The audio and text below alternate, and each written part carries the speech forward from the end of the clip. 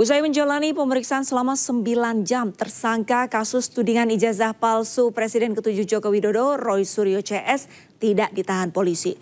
Menurut penyidik, Roy Suryo CS diperbolehkan pulang lantaran mengajukan saksi dan ahli meringankan.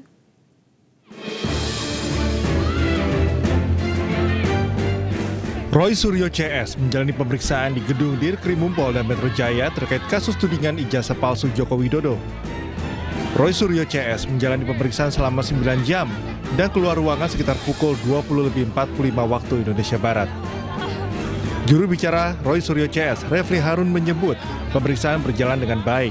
Roy Suryo, Rismon Sianipar, dan Dr. Tifa juga diperlakukan dengan baik oleh penyidik. Dicecar sebanyak 157 pertanyaan, ketiganya tidak ditahan karena bisa membawa saksi dan ahli yang meringankan. Refli menilai dengan tidak adanya penahanan membuat Roy Suryo CS bisa lebih produktif dalam berkontribusi di ruang publik.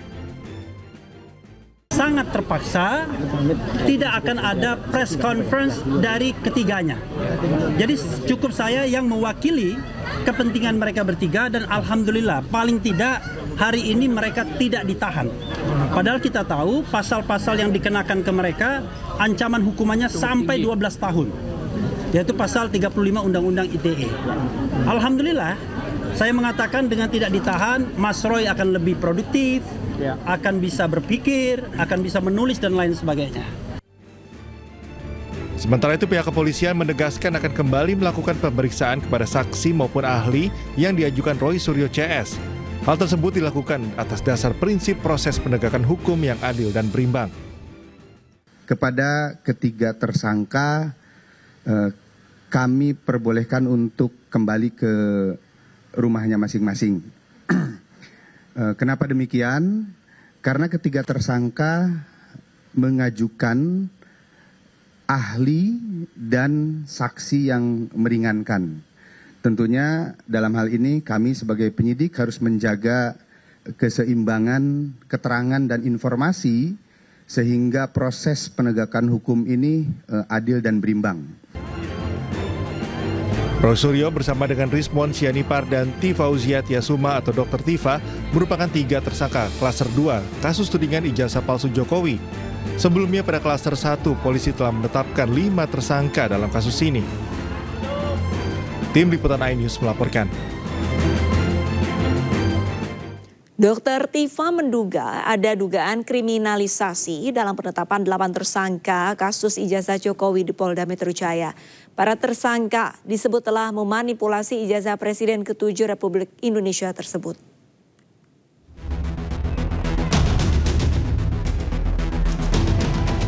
Roy Suryo, Rismon Sianipar, dan Dr. Tifa mendatangi Polda Metro Jaya pada Kamis pagi. Mereka diperiksa sebagai tersangka kasus fitnah ijazah Presiden ke-7 Joko Widodo. Namun, Dr. Tifa menduga ada kriminalisasi dalam penetapan tersangka di kasus ijazah Jokowi ini. Dalam unggahan di akun media sosial X, Dr. Tifa menyampaikan 5 pandangan diantaranya ada upaya membungkam kerja ilmiah dan adanya indikasi kriminalisasi yang dijalankan bukan institusi. Selain itu, Dr. Tifa juga meminta agar penyalahgunaan kewenangan oleh siapapun tidak dibiarkan. Di akhir postingannya, Dr. Tifa juga mencantumkan 9 nama pendamping hukum. Sebelumnya, Polda Metro Jaya menetapkan Dr. Tifa dan kawan-kawan menjadi tersangka dalam kasus ijazah Jokowi. Total ada 8 tersangka dan dibagi ke dalam 2 klaster. Tim Liputan iNews melaporkan. Sementara itu bertepatan dengan pemeriksaan Roy Suryo CS, sebelumnya puluhan orang yang mengatasnamakan Pemuda Patriot Nusantara menggelar unjuk rasa di depan Polda Metro Jaya. Mereka mendesak agar polisi segera menahan tersangka Roy Suryo CS.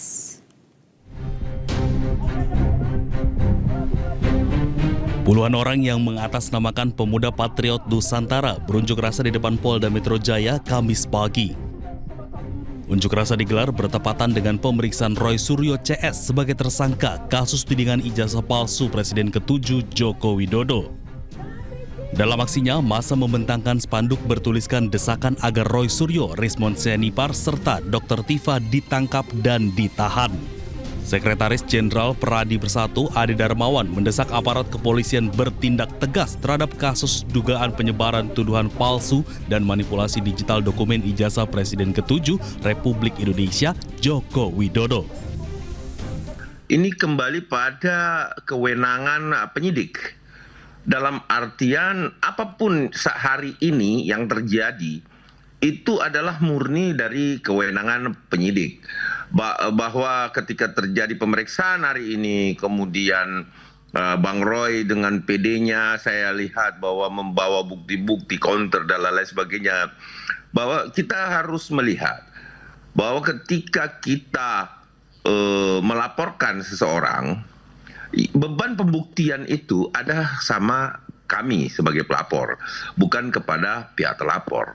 Nah, yang aktif saat ini ya sampai saat ini adalah tentu Kepolisian Negara Republik Indonesia, karena pelapor sudah menyerahkan persoalan ini. Keraton Kasunanan Surakarta, Jawa Tengah memanas usai mangkatnya Pakubuwono ke-13. Perebutan tahta terjadi antara dua kubu yang sama-sama mengklaim sebagai Pakubuwono ke-14.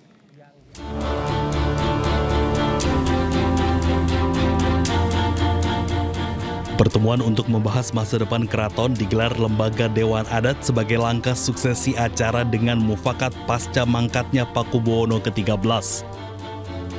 Penobatan Kanjeng Gusti Pangeran Haryo Mangkubumi yang merupakan putra tertua Pakubuwono ke-13 dilakukan di Kagunan Dalam Sesana Handrawina Keraton Surakarta. Padahal sebelumnya putra mahkota KGPH Purbaya sudah menyatakan diri sebagai penerus ayahnya. Musyawarah pertemuan keluarga inti ini berdasarkan perintah Maha Menteri Panembahan Agung KGPA Tejo Wulan. Di hadapan para wartawan, KGPH Mangkubumi yang dinobatkan sebagai Pakubuwono ke-14 belum bisa berkomentar banyak. Proses penobatannya tadi seperti apa? Nah itu nanti ke Tejo, nanti ke Panembahan Agung Tejo Wulan saja nanti pertanyaan-pertanyaan yang lainnya mungkin.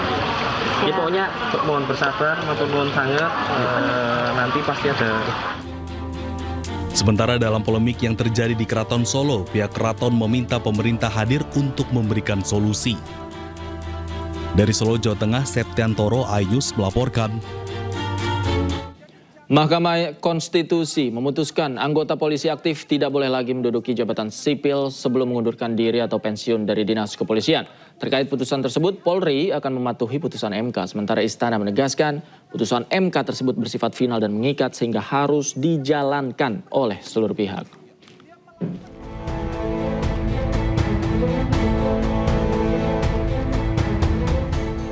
Mahkamah Konstitusi memutuskan anggota Polri tak lagi bisa menduduki jabatan sipil atas penugasan Kapolri. Jika ingin menduduki jabatan sipil, maka polisi harus mengundurkan diri atau pensiun terlebih dahulu. Hal ini menjadi bagian dari putusan perkara 114/PUU 23/2025 terkait gugatan atas norma pasal 28 ayat 3 dan penjelasan pasal 28 ayat 3 Undang-Undang Nomor 2 Tahun 2022 tentang Kepolisian Negara Republik Indonesia. Putusan mengadili 1. Mengabulkan permohonan para pemohon untuk seluruhnya. 2. Menyatakan prase atau tidak berdasarkan penugasan dari Kapolri dalam penjelasan pasal 28 ayat 3 Undang-Undang Nomor 2 Tahun 2002 tentang Kepolisian Negara Republik Indonesia, Lembaran Negara Republik Indonesia tahun 2002 Nomor 2 tambahan Lembaran Negara Republik Indonesia Nomor 4168 bertentangan dengan Undang-Undang Dasar Negara Republik Indonesia tahun 1945 dan tidak mempunyai kekuatan hukum mengikat. Sementara Kadif Humas Polri Irjen Sandi Nugroho mengatakan pihaknya akan mengikuti putusan Mahkamah Konstitusi terkait larangan jabatan sipil diduduki polisi sebelum pensiun atau mengundurkan diri. Setiap putusan yang telah ditetapkan MK wajib dihormati. Kami juga perlu dengar atas putusan tersebut. Tentunya Polri akan menghormati semua putusan yang sudah dikeluarkan, dan saat ini Polri masih menunggu hasil resminya seperti apa. Kemudian nanti akan dilaporkan kepada Bapak Kapolri, kemudian kita secara langsung akan menyampaikan tentang hasil putusan tersebut yang sudah dibuktikan oleh Kapolri. Tapi yang pasti bahwa kami belum menerima putusannya sampai dengan saat ini, tetapi polisi selalu akan menghormati putusan yang sudah ditetapkan.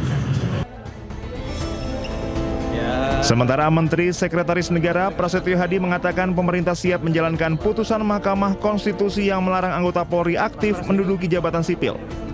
Prasetyo mengatakan putusan MK tersebut bersifat final dan mengikat sehingga harus dijalankan seluruh pihak. Ya kan putusannya baru tadi ya, kita juga mendapatkan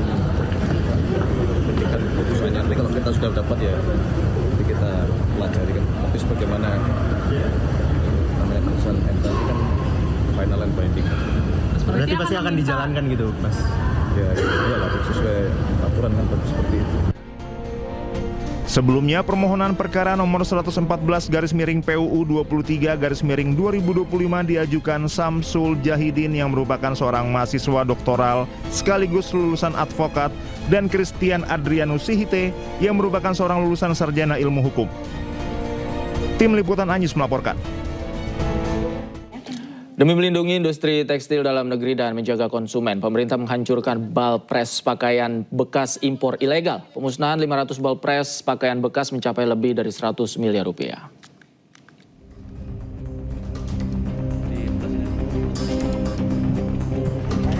Kementerian Perdagangan memusnahkan bal pres pakaian bekas impor ilegal hasil pengawasan bersama Badan Intelijen Negara dan Badan Intelijen Strategis TNI. Sebanyak 500 bal pres pakaian bekas hasil impor ilegal dimusnahkan di perusahaan pengolahan limbah industri di Bogor, Jawa Barat. Pemusnahan dipimpin langsung oleh Menteri Perdagangan Budi Santoso. Adapun temuan ini merupakan hasil pengawasan gabungan Kementerian Perdagangan bersama Badan Intelijen Negara dan Badan Intelijen Strategis TNI di wilayah Bandung dengan total 19.391 bal pres dengan nilai mencapai 112,35 miliar rupiah. Nah, terhadap barang-barang tersebut ya dan juga kepada pelaku usahanya kita berikan sanksi. Yang pertama adalah penutupan kegiatan usaha, jadi lokasi usaha terhadap pengimpor atau distributor kita tutup. Dan yang kedua, kita meminta kepada importer atau distributor untuk melakukan pemusnahan barang. Nah, pada hari ini kita akan melakukan pemusnahan barang sebanyak 500 bal pres. Proses pemusnahan ini terus dilakukan secara bertahap dan ditargetkan selesai akhir November ini. Sejak 14 Oktober 2025, Kemendak telah memusnahkan 16.591 bal pres atau 85,56% produk pakaian bekas impor ilegal. Dari Bogor, Jawa Barat, Hadisti Arifa, Zulkarnain, iNews melaporkan.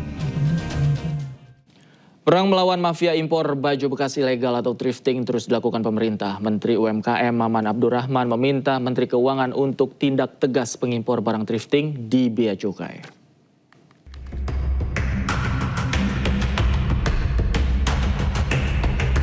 Industri tekstil Indonesia harus bergelut melawan ribuan ton produk impor pakaian bekas atau thrifting. Kementerian UMKM mencatat pada tahun 2021, kuota impor pakaian thrifting hanya 7 ton. Namun pada 2024 meningkat tajam menjadi 3.600 ton.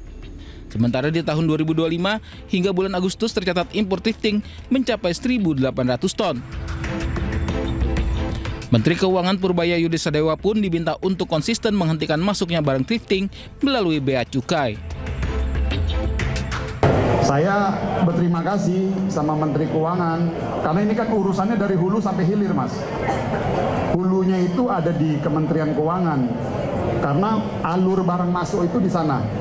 Yaitu jadi sekarang tinggal kita butuh konsistensi aparatur di bea cukai untuk menyetop dulu di situ, baru nanti di tengah-tengahnya tugas kami. Sekarang ini semua tugas Kementerian UMKM untuk mendorong substitusi produknya serta memanggil, mengkonsolidasikan, mengatur e-commerce yang menjual produk-produk itu. Saat ini sejumlah e-commerce sudah menutup dan memblokir penjualan barang-barang thrifting. Nantinya penjualan baju bekas boleh dilakukan jika yang dijual adalah barang-barang UMKM. Tim Liputan iNews melaporkan.